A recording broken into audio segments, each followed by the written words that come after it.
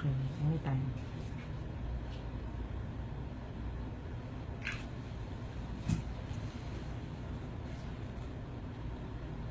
Mabuhay mga kapanalig.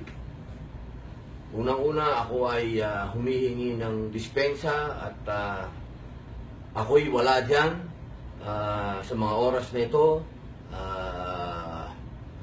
Ako'y kasalukuyan na mayroong commitment sa aking trabaho. Ako ay mayroon pang Pilipinas Got Talent. Ngunit, umaga pa ay nandyan na ako.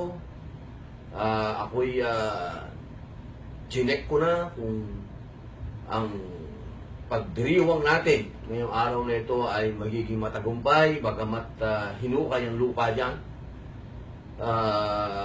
Marami na rin akong nakadaupang palad na mga voluntaryo din nagbibigay ng serbisyo sa ating mahal na Pangulo.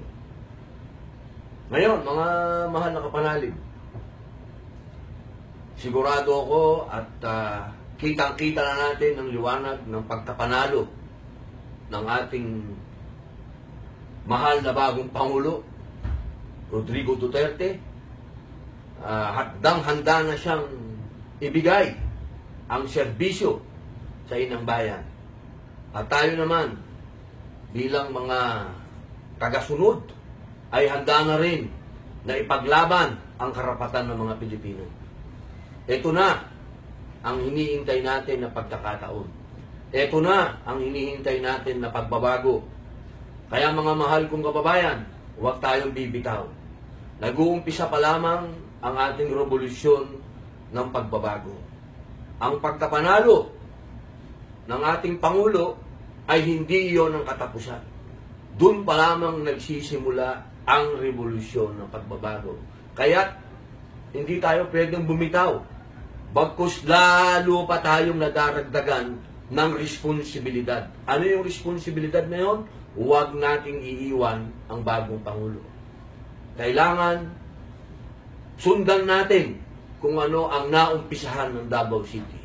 Hindi naman magiging mahirap sa atin yun dahil nandyan lang ang Davao City at makikita natin kung paano sila naging progresibo, naging matahimik, at higit sa lahat, nagbago sila. Ngayon, sa matagal na panahon, sa simula pa lamang ng kandidatura ng ating mahal na mayor, ay nagkaroon na ng napakaraming haka-haka, nagkaroon na ng napakaraming pangamba noong pumasok ang pangalan ni Alan Peter Cayetano. Lalong-lalo na sa mga milyong mga Muslim na nakaranas ng pangungutya at higit sa lahat ng mga pasabog ni Mr. Cayetano patungkol sa BBL. At yan ang hindi naman naging balakid sapagkat lalo pa kami, ang mga Muslim Pilipinos, ay lalong naging tapat kay Mayor. Ngunit, nagkaroon ng question mark pagdating kay Cayetano. Hanggang sa umabot na nakiusap ang mahal na Pangulo, si Mayor, nakiusap siya, nagpahayag siya na suportahan ang kanyang Vice Presidente. Umabot pa sa punto na sinabi ni Mayor na huwag na natin siyang iboto kung hindi natin iboboto si Cayetano. At nakiusap din siya na kung maaari ay pag-aralan si Alan Peter Cayetano. Naging mahirap para sa isang Muslim Pilipino na pakinggan ng isang tao na nagsabing all-out war sa mga Moro. Ngunit, dahil kay Mayor, pinilit kong panoorin, pinilit kong pakinggan ang mga sinasabi ni Alan Peter Cayetano. Tumakbo ang panahon, lumakad ang kampanya, marami akong napanood sa kanyang mga pahayag. Aaminin ko, dati wala akong bilib dyan. Hindi ako bumibilib dyan sa tao na yan. Pero, sa bawat sandali, sa bawat debate, sa bawat programang na siya'y pinanood ko, ngayon nalalaman ko na.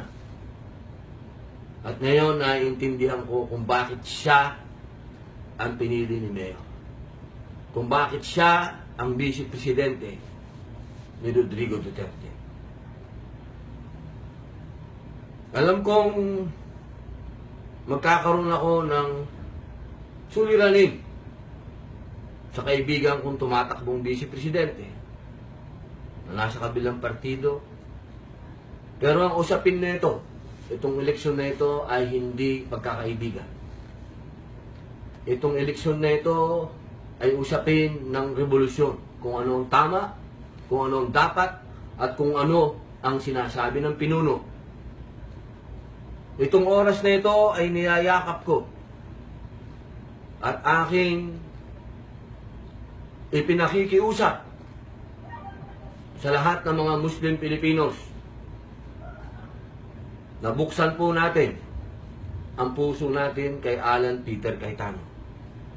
Naniniwala po ako na nasa puso na niya ang federalismo. Naniniwala po ako na nasa isip ni Alan Peter Cayetano ang kapayapaan. Naniniwala po ako na ang adhikain ni Mayor Duterte ay na kay Alan Peter Cayetano. Kaya mga mahal kong kapatid, ako po si Abdul Aziz Padilla, nakikiusap sa mga Muslim Pilipinos na bigyan po natin ng pagkakataon si Alan Peter Cayetano. Kailangan po siya ni Mayor. Kailangan po siya ng bagong Pangulo. Kailangan po natin ang isang matapat at masasabi po nating handang ibigay ang buhay kay Mayor sa BBL.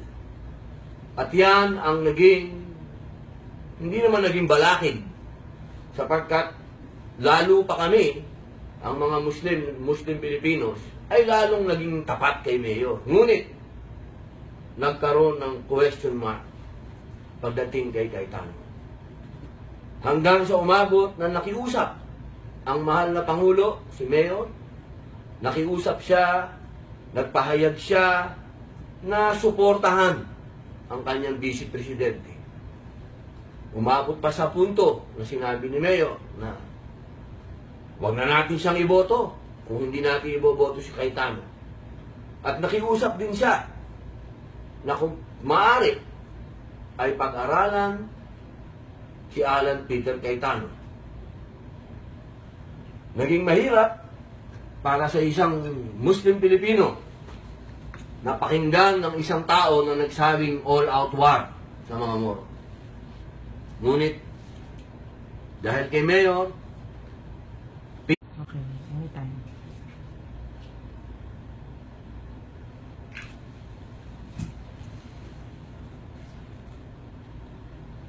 mabuhay mga kapanalig. Unang-una, ako ay humihingi ng dispensa at ako'y wala dyan sa mga oras na ito.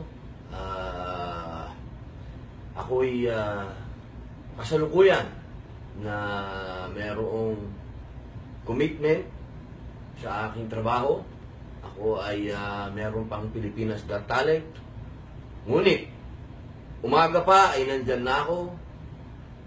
Ako'y chinek ko na kung ang pagdiriwang natin ngayong araw na ito ay magiging matagumpay, bagamat hinukay ang lupa dyan. Marami na rin akong nakadaupang palad na mga voluntaryo din nagbibigay ng serbisyo sa ating mahal na Pangulo. Ngayon, mga mahal na kapanalig,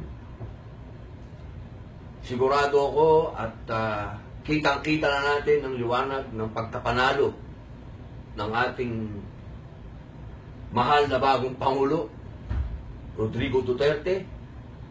Handang-handa na siyang ibigay ang serbisyo sa inang bayan. At tayo naman, bilang mga tagasunod ay handa na rin na ipaglaban ang karapatan ng mga Pilipino.